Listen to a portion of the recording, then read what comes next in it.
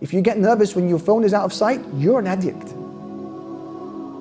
If the very first thing you feel to do when you wake up in the morning and you still got one eye closed and you're tapping around trying to find your phone before you say your morning adhkar, bro, you're an addict.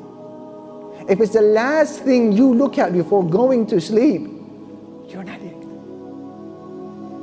If you panic when you feel a buzz in your pocket and you really want to interrupt the conversation but you don't want to seem rude, you just want to see who messaged you, you're an addict. When you realize this, now without doubt, and it goes without saying, social media has brought with it so much good from an Islamic perspective. The ability to advertise a talk like this, record it, publish it, share it, allowing people from the four corners of the globe to benefit from it. The countless brothers and sisters who spend their evenings thinking about how to carefully craft that next Islamic reminder to help people find their way back to their religion. Thousands of people who found their way to Islam through social media. Quran that is recited, hadith that is promoted, misinformation that is corrected. La ilaha illallah. So much khair. And when someone does a good because of something you post, expect the same reward without any of their reward detracting. That's on one side of the spectrum, but on the other side of the spectrum, it has also brought with it a heap full of harms on the adults and on the children as well. Social media. A person's nightlife is quite ruined if you become obsessively addicted with social media.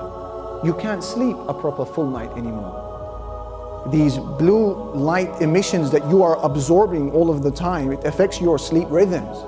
So you're knackered in the night, you can't sleep, and by day you're knackered because you haven't slept, and then your whole life becomes a misery.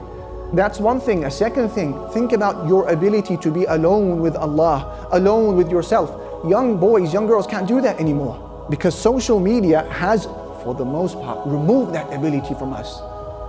Because every opportunity that you're not speaking to someone or working or doing something, it's an opportunity to put your hand in your pocket and to see what's going on the other side of the world. So you have no time for yourself. You lose the ability of finding contentment with just being alone. Number 3, there's heaps of evidence now to prove beyond fact that some of the loneliest, saddest, most depressed and anxious people on planet Earth are those who use their phones, their social media specifically most. It's interesting, you think that the more friends you had online, the less lonely you feel. That's not the situation, that's not the science at all actually. Why? Because you are constantly comparing your life, your miserable or boring life that doesn't have vacations, doesn't have business, doesn't have the latest Jordans. You're comparing your life to the highlight reel of your neighbor, to the highlight reel of someone in Australia. And they've removed all of the blemishes and the flaws of their day. Number 4, look at how social media has for many people made them completely socially incompetent, especially maybe the younger generation, Gen Z. They can't hold a long and deep and meaningful conversation with you, looking at you eye to eye. That's gone. Because over the passage of years, when you're obsessively using social media, what happens? Your mind now is hardwired and short-circuited to only be able to deal with short comments, LOLs, thumbs up, likes, hashtags, shares, and you lose the ability to become an interpersonal human being. You can't do it anymore. Social media teaches you that if there's a problem in your relationships, don't worry, you can just get out of it. Just click the block button. End of story. Does that represent reality? Reality is far more sophisticated than that. So brothers and sisters, life is short. Life is precious. And only put your time and effort in that which will give you the greatest returns in the hereafter.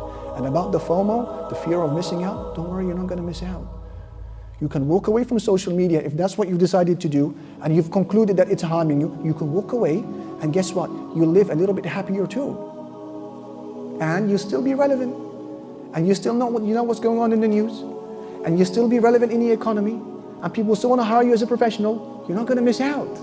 You just might be a little bit happier and a little bit closer to the pleasure of Allah subhanahu wa ta'ala.